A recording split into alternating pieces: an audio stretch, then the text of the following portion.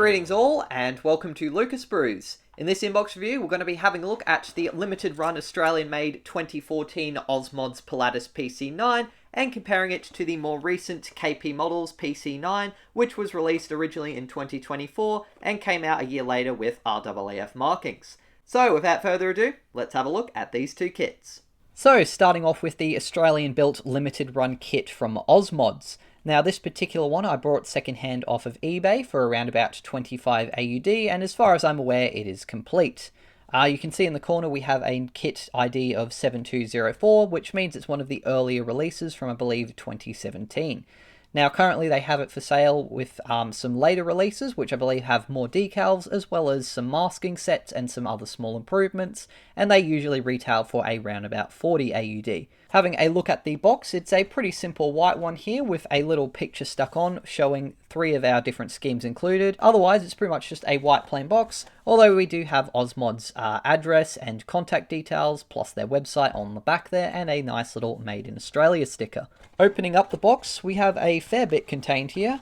We've got our instructions along with some photos, the decals, and we've got a bag of plastic parts. And at the very bottom we have a sort of list of Ozmods products along with their pricing, and as you can see this kit 7204 was going for $39.60 at the time. Taking a closer look at the instructions, they are printed on some A4 paper in what appears to be black and white, at least on the front, and then just simply stapled together.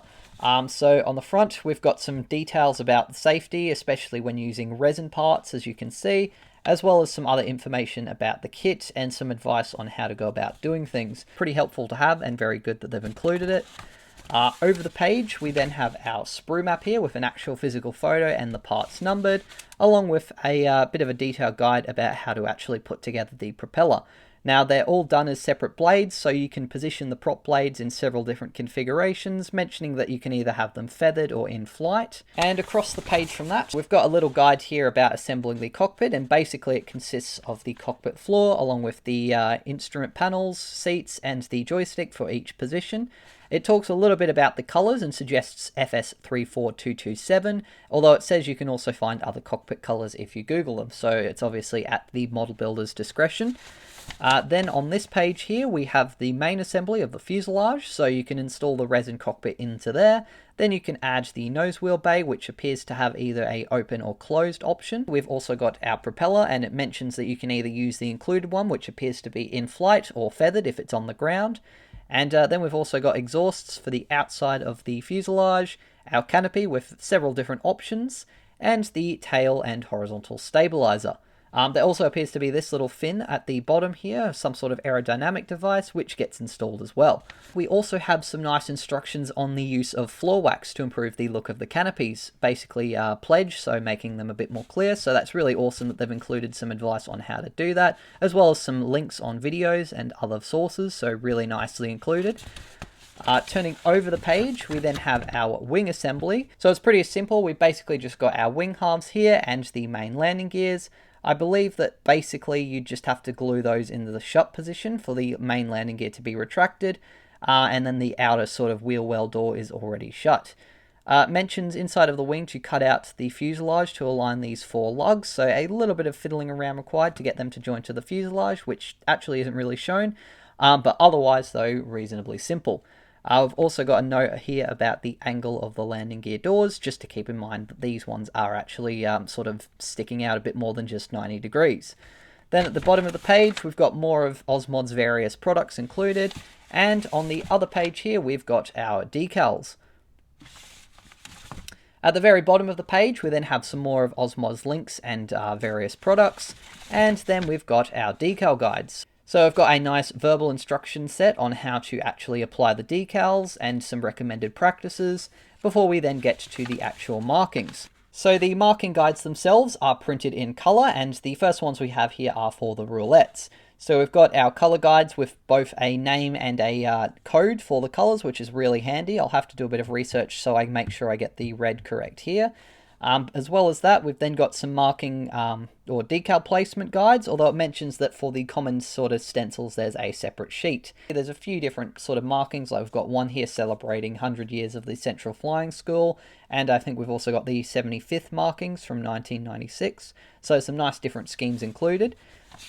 Turning over the page, we then have one from the Australian Research and Development Unit, or ARDU as we sometimes call it, and it's pretty much exactly the same as the Roulettes, just with the RG stripe at the top there and the logo.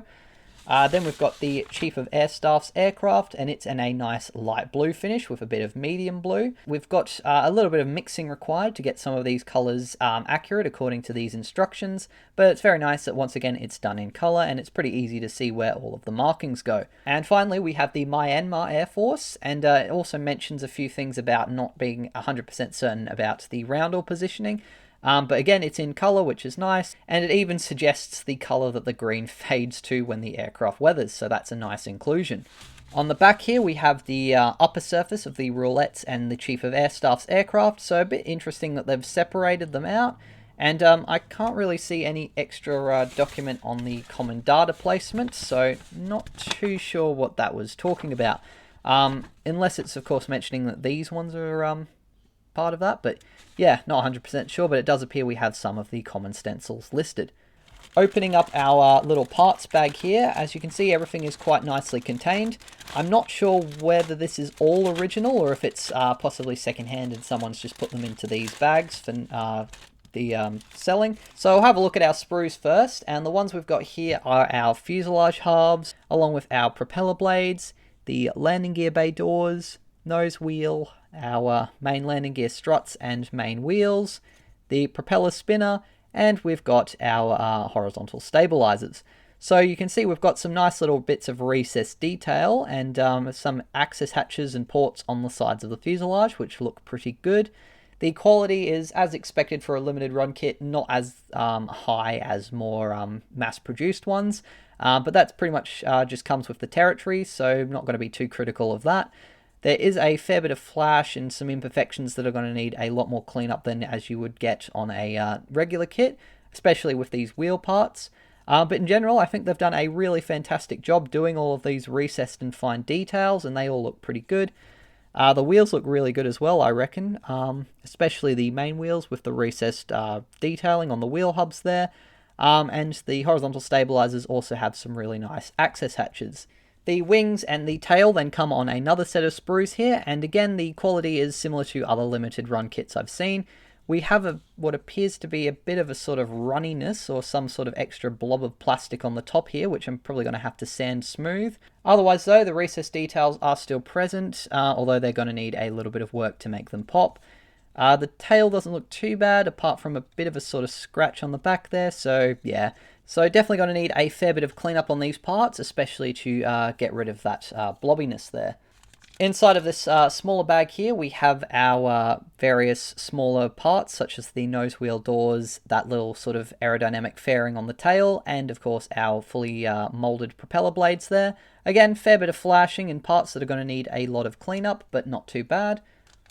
The other bits we have are our drop tanks by the looks of things, as well as a extra little bit of paper here showing their part numbers. Assembly for them looks pretty simple. It mentions that you have to drill out holes in the wings, which I think we can kind of see already. Yeah, so we've got the holes already marked out there, so you can drill those out and add these drop tanks if you wished, which is a nice little bonus. Then we have our canopies, and we have actually a couple included. So it looks like we've got these two vacuform ones, which seem to be in pretty good condition and are very nicely done. They're super transparent. There doesn't appear to be any or too many imperfections at all on them. And yeah, they aren't looking like they've discolored at all either, which is really good. And we do actually have a plastic injection molded one included if you would prefer. However, you're going to definitely need a bit of that future floor wax or pledge polishing to get a better result, because they are quite foggy. There also is a fair bit of flashing and excess sprue on the edges here, so personally I think you'd be way better going off with the vacuform ones. The final few bits we have here are the resin ones, and I think these are where the details are really going to shine. So on this smaller frame here, we've got our joystick, which is a pretty decent basic representation of the shape. We've then got our exhausts, which as you can see have a bit of a hole there for where the exhaust comes out, so a little bit more detailed than some plastic kits.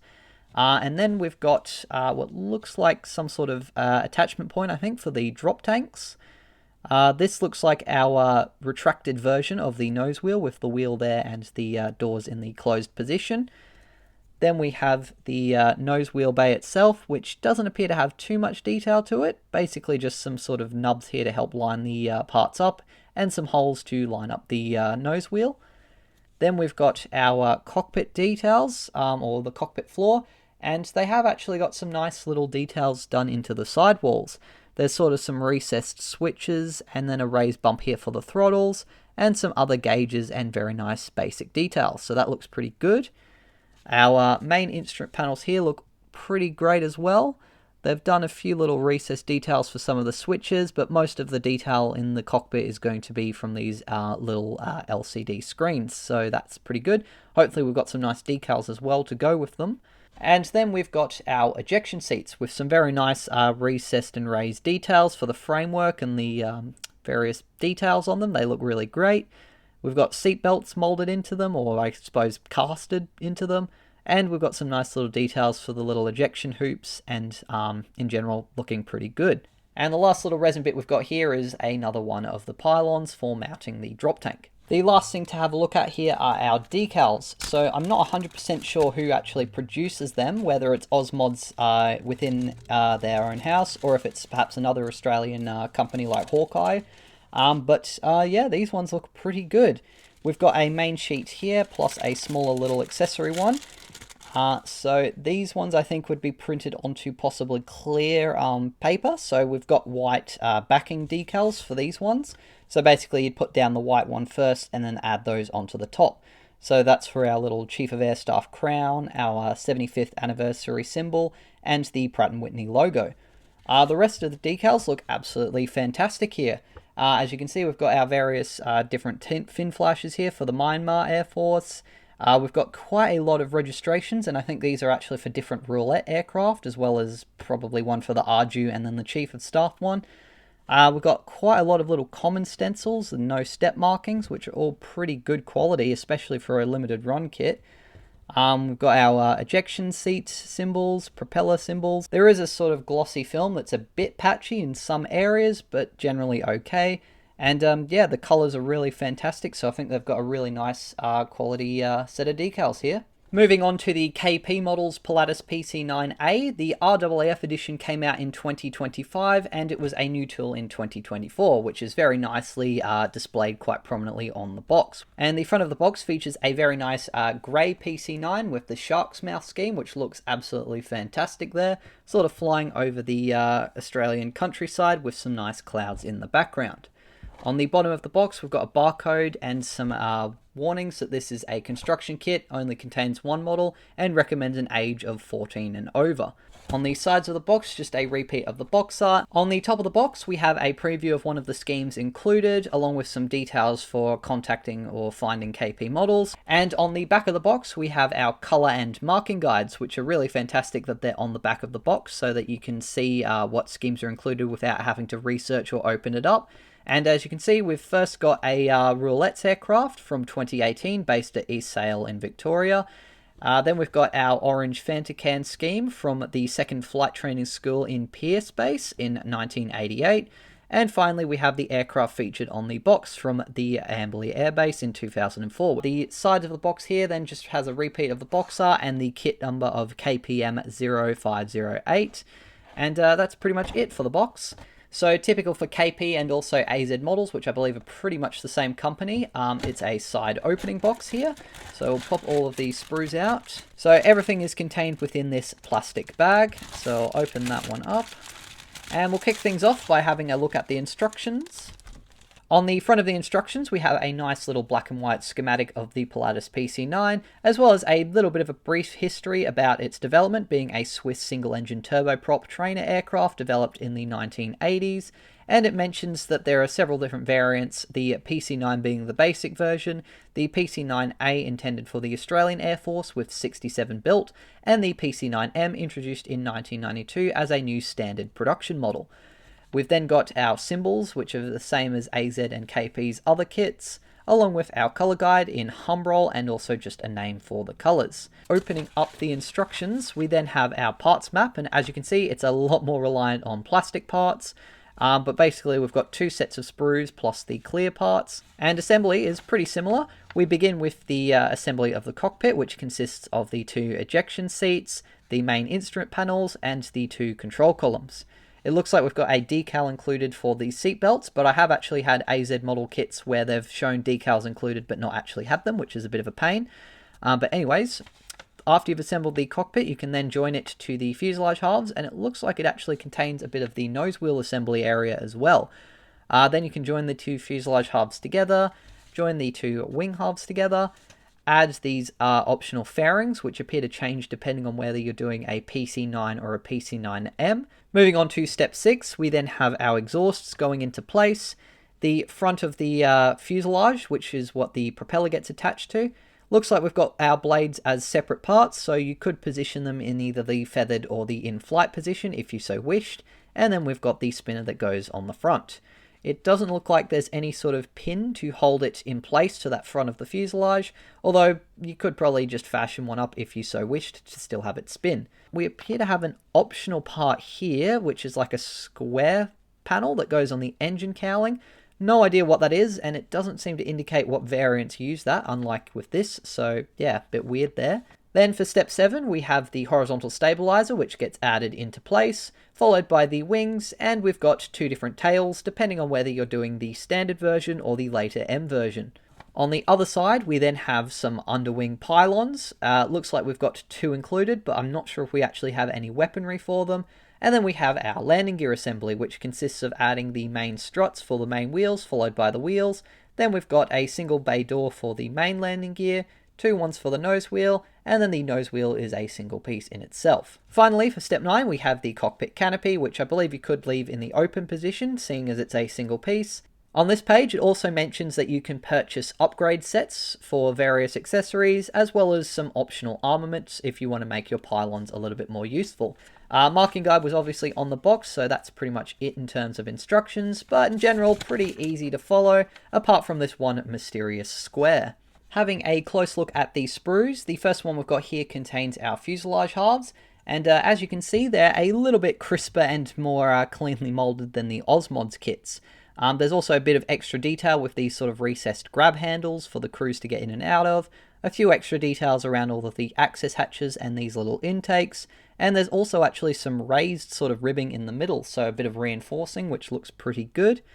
It looks like our little fin is actually molded to the fuselage in this case, and in general the molds are pretty clean. There are a few little bits of flash here and there, but nothing too major. And the cockpits also have a bit of raised ribbing on the inside of the sidewalls there. Just above the fuselage, we then have these 2 different types of fairings, which are again a little bit flashy, but not too bad. This appears to be our nose wheel doors with a little bit of extra detail, like the recessed panel line there. Our horizontal stabilizers here look really good. We've got some nice recessed details, and they've even actually separated the outer part of the elevator from the main part of the stabilizer, which looks pretty cool. Our 2 options for tails are just to the left here, and they're sort of awkwardly attached to the sprue, so it's going to be a little bit tricky, I think, to remove, especially the front part here without a bit of damage or a bit of cleanup needed. You can see we've got 2 different variants. I think the later one had this larger fin here, and then the earlier model is a bit more shorter, so that looks pretty cool. Again, very nicely done recess detailing with a few little raised bumps here and there. The underside of the horizontal stabilizers also look pretty good there with some nice recessed hinges. Next to that, we have our cockpit floor piece, which is a lot longer than the OzMods one, seeing as it also contains the attachment point for the nose wheel. There's no recessed or raised detailing apart from a couple little bumps here for the throttles and some guiding pins to help line up the instrument panels, so a bit less detailed there. Then we've got some fairings here, which I think one of them is optionally added to the right side fuselage, but I'm not sure why you'd do that or what variant that's for.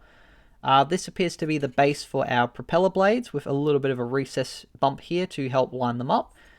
We've got what looks like the headrests, possibly, of the ejection seats.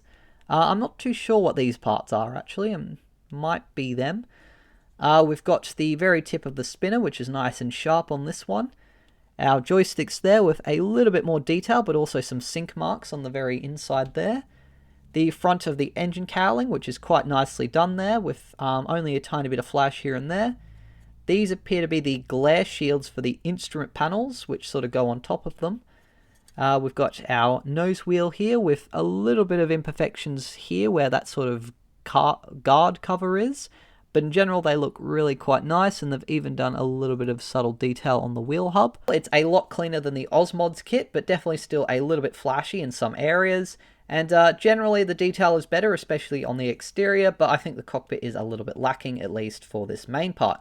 So moving on to the next set of sprues, we have some very nicely done recessed detailing on the wings, and these are a lot better quality than the OzMods one.